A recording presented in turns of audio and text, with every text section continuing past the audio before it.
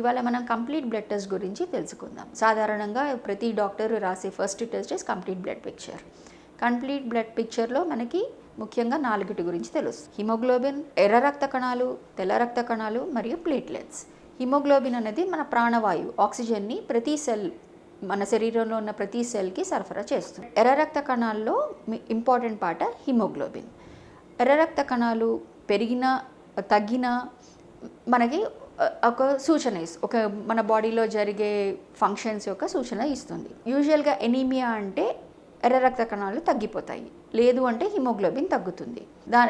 Iron deficiency వల్ల కానీ, B12 deficiencies వల్ల కానీ, లేదంటే ఎర్ర రక్త కణాల డిస్ట్రక్షన్ వల్ల కానీ ఎనీమియా రావచ్చు. తెల్ల రక్త కణాలు మళ్ళీ 5 రకాలు: neutrophils, lymphocytes, monocytes, basophils, eosinophils. తెల్ల రక్త కణాలు పెరిగితే యూజువల్గా బ్యాక్టీరియల్ ఇన్ఫెక్షన్స్లో తెల్ల రక్త కణాలు పెరిగే ఛాన్స్ ఉంటుంది, అది కూడా న్యూట్రోఫిల్స్ పెరిగే ఛాన్స్ ఉంటుంది. తెల్ల రక్త కణాలు కనుక నార్మల్ కానీ తక్కువ కానీ ఉంటే అవి వైరల్ ఇన్ఫెక్షన్స్ అని ఒక హింట్ ఇస్తాయి. ప్లేట్లెట్స్ అనేవి మన బాడీ వూండ్ హీలింగ్, అంటే దెబ్బ తగిలినప్పుడు ఆ పర్టికులర్ సైట్ దగ్గర క్లాట్ అవ్వాలి అంటే, అది హీల్ అవ్వాలి అంటే ప్లేట్లెట్స్ చాలా తోడ్పడతాయి.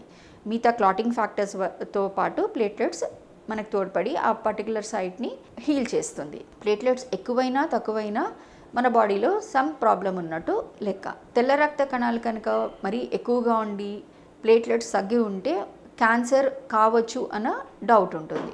ప్రికర్సర్ సెల్స్ ఉంటే క్యాన్సర్స్ ఉండొచ్చు అని ఉంటుంది.